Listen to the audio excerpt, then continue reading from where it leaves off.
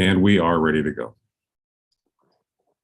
All right, good evening. It is March 3rd, 2022. This is the MRH board work session.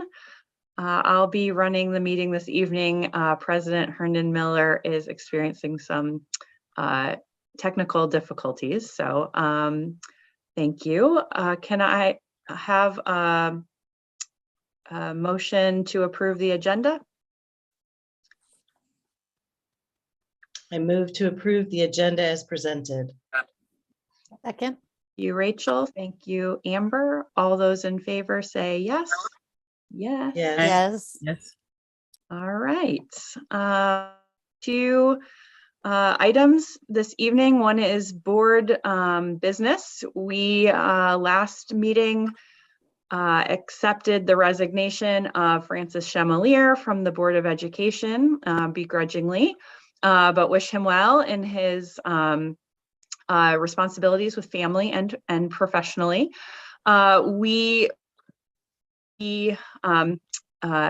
kicking off the appointment process as per our bylaws, and have a standard application that we have used in 2021, which we'll be posting as we make notice of this opening to the community.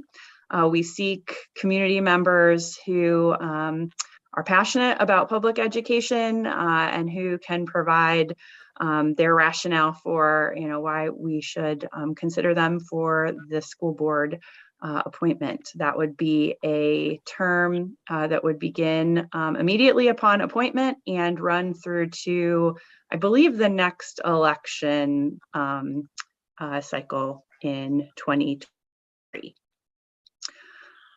Any clarifications, Madam Secretary, or anybody else in regards to that process? The only thing, hopefully you guys can hear me, the only thing that I would add to it is that it will be, I believe, a pickup of the application at central office this time. And we do have a new location of our central office, so please note that. Additionally, that it looks like we're going to try to select our member at our April regular scheduled board meeting. Great, so that candidate window for self nominations will be open here in the coming days, and will allow us time as a board to consider those applications thoughtfully. In somewhat related news, Reverend Posley, welcome to the meeting. I know you had we're also having some technical difficulty. You're not the only board member who was this evening, but drawing the attention of the board to the letter that you have submitted. Certainly thankful for your service these past 10 plus years on the board, and acknowledging that while you in December were gung-ho to do another term, circumstances have changed, and you're not actively running for another term. Is there anything you want to say this evening, just to the community or to anybody else? Well, Katie and the rest of the board, I want to thank you all for putting up with me for 10 plus years. And this was a difficult decision for me. And recent events, which kind of started happening in late January, kind of caused me to stop and reevaluate some personal decisions going on in my life, my family, and particularly my health, which up until this past November, I was healthy as a horse. But doctor has kind of advised me to maybe change my lifestyle a little bit, plus my family. And as much as I hated to submit my name and not run, it was very difficult for me to do this. But I will be very supportive of the two other candidates who are running. And I will continue to support our district. And I want to know you all are a great group of people that I have worked with over the years. And I just want to be thankful for the opportunity to serve under a couple of superintendents and the present superintendent, who I'm sorry that I can't be there with you to help you continue to do your great work, but I will always be supportive. So as a member of the community, I will always be there to help in any way possible. Give me about hopefully 6 months, and hopefully my health will be a little bit better to where maybe I can get out there and help you all in any way possible. But just know there's still going to be a bunch of Posleys around the school district. So I just want to thank you all, and this was very hard for me to do, and I'm going to support you all 100%. So just know you can give me a call, whatever you feel like it. So I'm there for you. Thank you.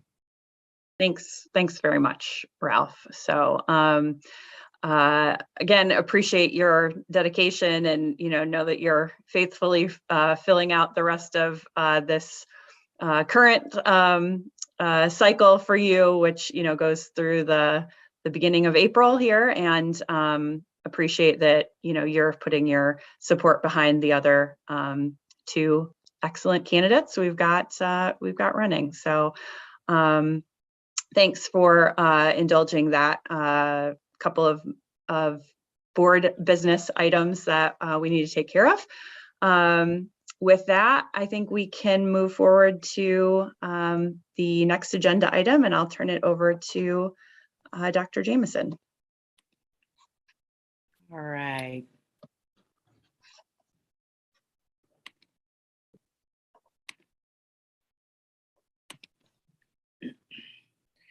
So as the board is aware, each month we typically bring updates regarding COVID metrics, and we use this information for decision making. The administration thought it was important to bring this information at the work session due to the changes made by the CDC and also the St. Louis County Department of Health, particularly citing the changes in our metrics. So currently we're at the medium level, and with that medium level, the St. Louis County Department of Health amended the mask mandate. So as we continue to look at where we are contextually as a district, we felt it was important to look at our internal metrics and make some amendments as we move forward, while also keeping in mind the safety of our community. One of the things I do want to point out is that weekly, I continue to meet with the COVID task force, which includes members from St. Louis County Department of Health, local epidemiologists, representation from Children's Hospital, Cardinal Glennon, and also local pediatric clinics. And what was shared during our meeting this morning is that as it relates to hospitalization of children, we are in the green zone based on the percentage of hospital beds occupied, which is a positive way that we're seeing the data trend. And that's very different from what we saw returning from winter break, where the positivity rate was 36%.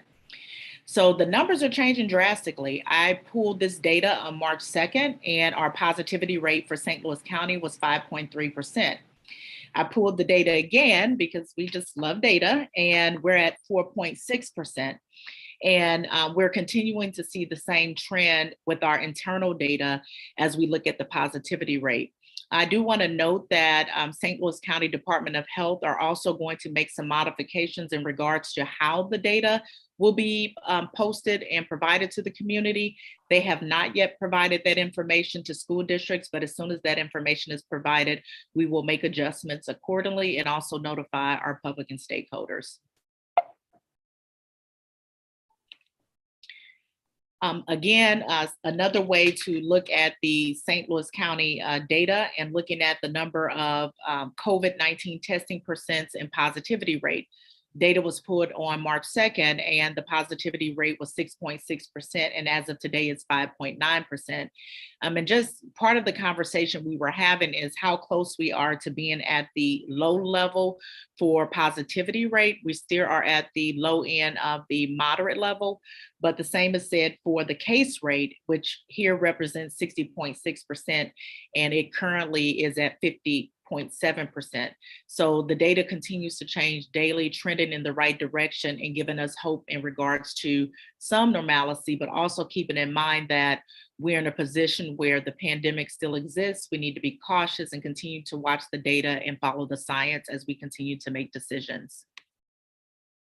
I always like to report the zip code data. Again, you can see the trend and the decrease in the number of new cases in the past 14 days. For the 63117 zip code, we've only had 10 new cases, and for 63143, we've had 27 cases. So again, the data is trending in the right direction and is positioning us to begin to think about the current mitigation measures that we have in place. Again, contextually, one of the things that's important, regional data matters, but we also know we need to be mindful of our internal data. So our current positivity rate is actually 0.37%. Again, this data was pulled on March 2nd, but as of today, our positivity rate is 0.37%. I will say that as we begin to look at the data, Vince Estrada has been helping us to look at individual building data so that we can see where pockets of positivity are occurring so that we can continue to make decisions, not only based on district metrics, but also building specific metrics as well. I always like to show the vaccination rates. We know that vaccination rates are not just the end all, but it is a large part of our mitigation measures. And you can continue to see an increase in the number of vaccinations that are taking place from initiating to completing, with the largest number being in the population of students that are 5+. And as we look at our district data, you will see the trend as we look at students from 5 to 17, also recognizing that we still have a population of students at the ECC who cannot yet be vaccinated. This data again was pulled on March 2nd. You can see the current vaccination rates. I do want to point out that the vaccination rates at the ECC from the March 2nd data has actually increased to 42.9%, and Vince Estrada, along with the nurses, are continuing our next push for requesting vaccination cards for those students who have already been vaccinated so that we can continue to track where we are as a district. Our staff vaccination rate still continues to hold strong at 94%. So here's where we are. I will say that the analogy that stuck most for me during our call today was that of a toolbox. So when we think about our mitigation measures, we put them in a toolbox, but as the conditions continue to change, we pull them back out as necessary. With the trend and the data moving in the direction that it is currently moving, we feel very comfortable with assessing our mitigation measures and bringing forth some recommendations to the board. So at this point, we are continuing with our vaccination boosters and our weekly testing requirement of staff. We will revisit that conversation in our COA meeting. We are pulling back the test to stay mitigation measure because with the change in the CDC, that mitigation measure is a moot point because now when we look at the number of days, it's 5 and it's not necessarily needed. Test to play, instead of removing that mitigation measure, we would like to suspend it, particularly for spring sports because they're outdoor sports, but we do think it's important to keep it in place in the event that we have to make some adjustments.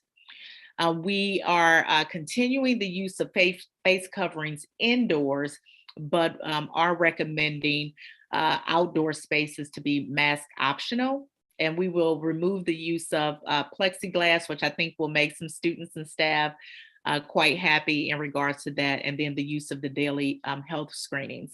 The additional data information that's listed there, which are just good practices to follow. And some of the things that we discussed during our COVID task force meeting is continue to social distance, practice good hand washing, and also monitor who enters and exits our buildings. The recommendation, again, to the board from administration is as follows: to remove test to stay, use of plexi, and also the daily health screenings, and then to allow mask optional for outdoor use for all buildings. I do want to point out that we recognize, particularly for our littles, that a process will need to be developed regarding transitioning back in and ensuring that students have masks, or if they misplace their masks during recess. We do have a large quantity of masks, which were ordered by Chris Holzer and are readily available for distribution for each of our buildings to ensure that students remain safe. At this time, I will welcome any questions that are had by the board.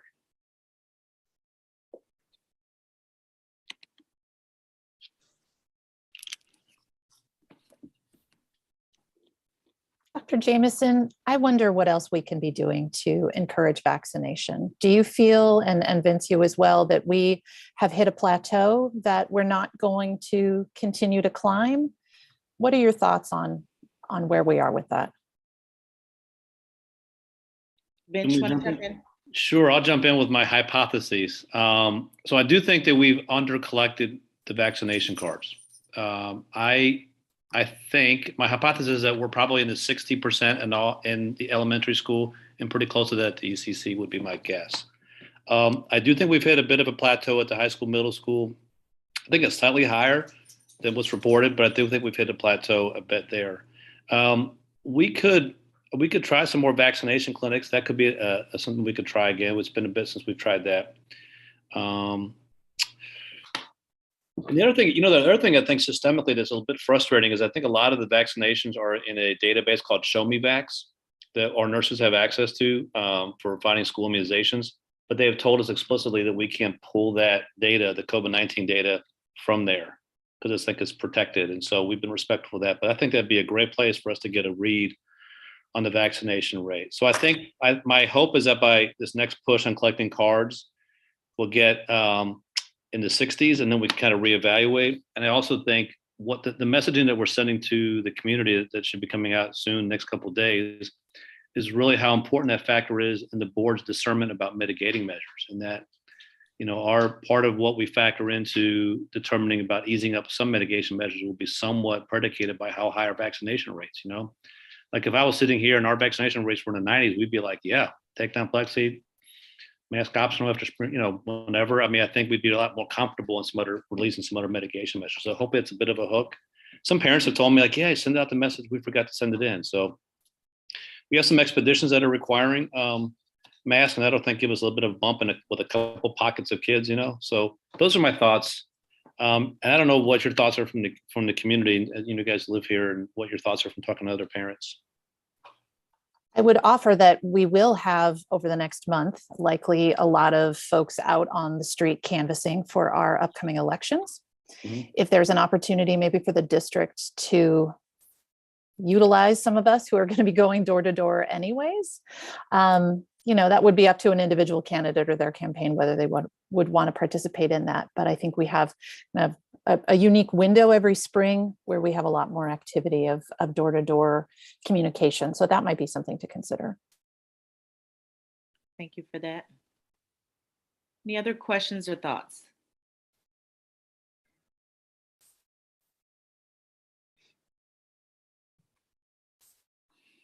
That's all we have.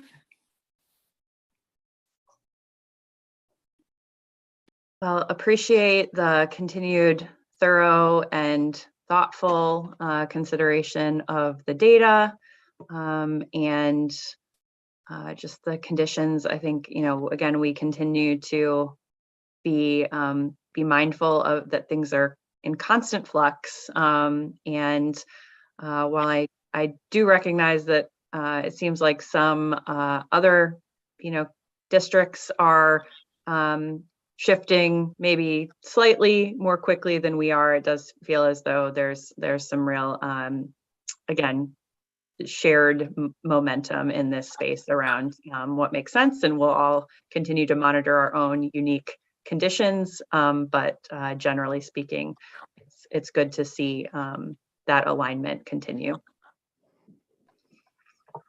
All right.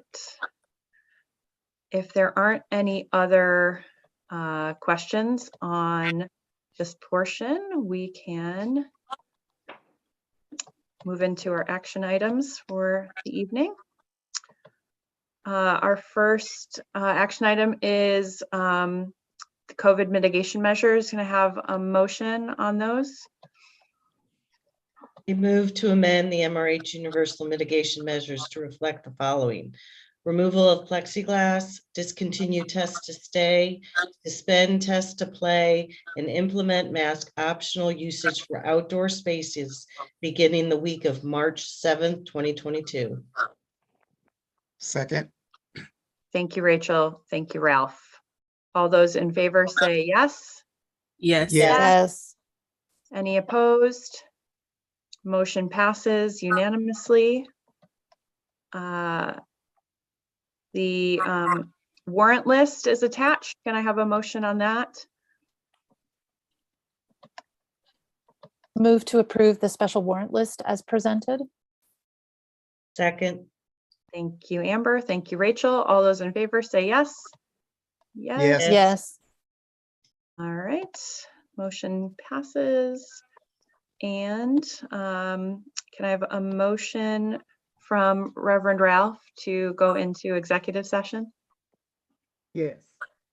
I move to enter into executive session in accordance with section 610.012, subsection 1, 3, and 9, and 13, and section 610.022 of the revised statute of Missouri on March 3rd, 2022 for the following specific reason: personnel matters and legal matters. Thank you, Ralph. Can I have a Second. second? Thank you, Rachel. All those in favor say aye. Aye. Aye. All right, we will adjourn to executive session then. Thank you. Everyone, please stay on the link. Don't log off. I'm ending the live stream. I'll tell you when it's